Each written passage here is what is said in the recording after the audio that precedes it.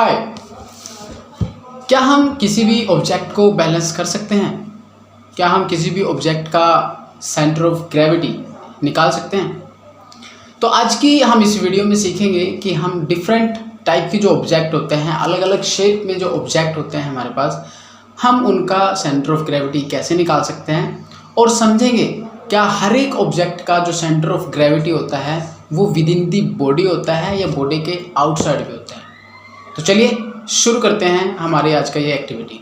For example मेरे पास ये scale है, तो चलिए इस स्केल का बैलेंसिंग पॉइंट निकालते हैं। तो हम कैसे निकालेंगे? सबसे पहले हम अपनी फिंगर यहाँ रखेंगे, फिर यहाँ रखेंगे, फिर यहाँ पे। तो अल्टीमेटली हम ये पाएंगे कि जो सेंटर ऑफ जो बैलेंसिंग पॉइंट है इसका वो बिल्कुल इसके मिड में लाई करता है, जैसे कि आप देख पा रहे होंगे। ठीक है, तो अगर आप इसको दूसरे तरीके से भी निकाल सकते हो। आप अपनी दोनों फिंगर को ऐसे रखिए दोनों साइडों में और इसको पास पास लेते आइए, जैसे कि मैं लेके आया हूँ अभी। और आप देखोगे ये बिल्कुल सेंटर में आके यहाँ पे ये जो इसका मिड है यहाँ पे बिल्कुल ये बैलेंस हो जाता है। तो ये इसका बैलेंसिंग पॉइंट है। ये एक ऐसा पॉइंट होता है, इसी को हम सेंटर ऑफ ग्रेविटी बोलते हैं। ये एक ऐसा पॉइंट होता है जहाँ से इस ऑब्जेक्ट का जो वेट है वो दोनों साइडों में इक्वली डिस्ट्रीब्यूटेड होता है, जैसे कि आपको नज़र आए।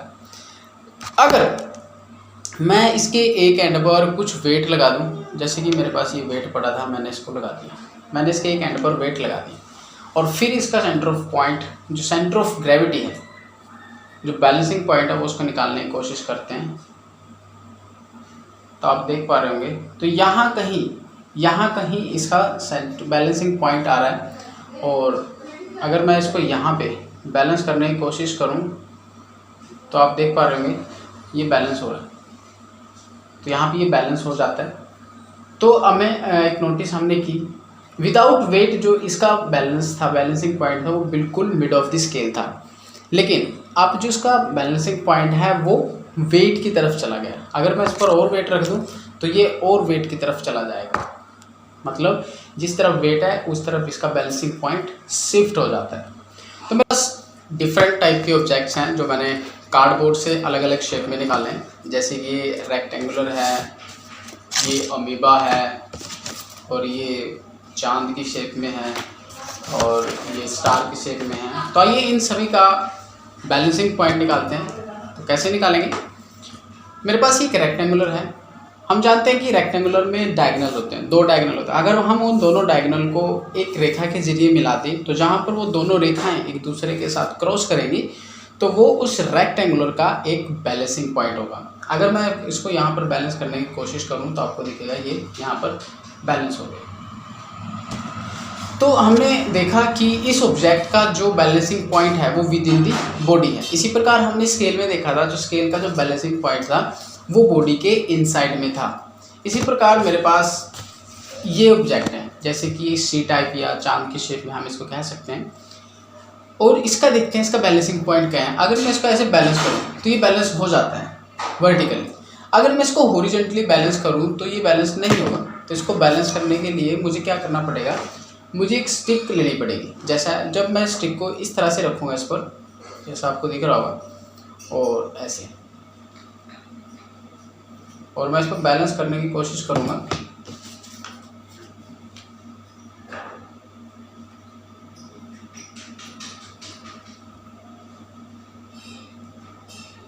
ये देखिए, थोड़ा मुश्किल है बट हो जाएगा।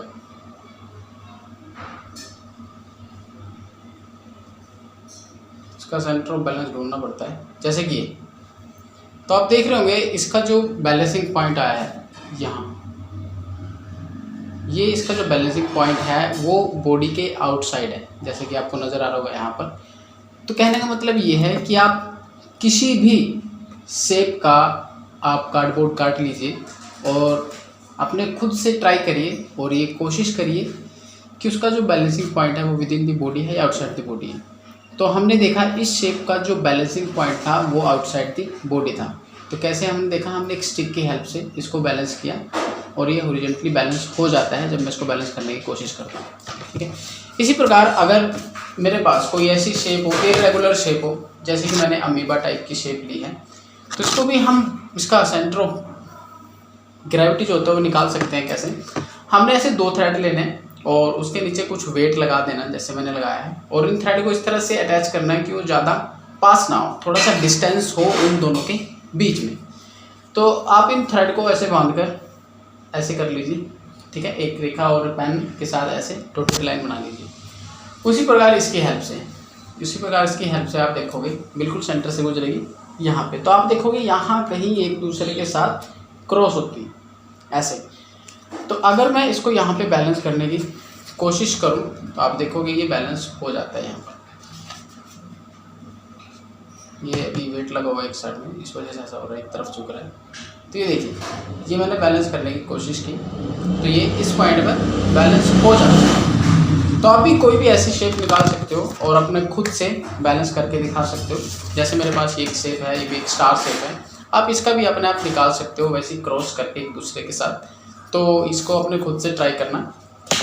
अब मेरे पास लास्ट बचा है ये वाला, ये चैलेंजिंग होता है, ये एक ट्रिक है, हम देखेंगे कि इसको हमें ट्रिक ये है कि इसको इसके ऊपर बैलेंस करना है। ये बड़ा चैलेंज होता है कि इसको कैसे बैलेंस करें।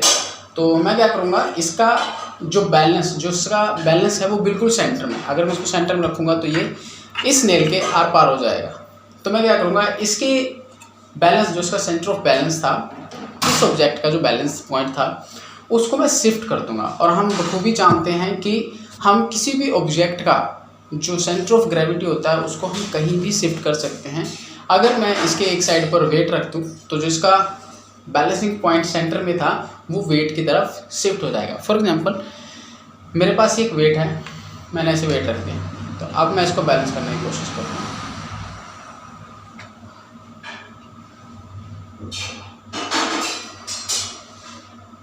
वेट थोड़ा हैवी है, थोड़ा छोटा वेट देखते हैं। ये मैंने वेट लिया, अब इसको बैलेंस करो, ये देखिए।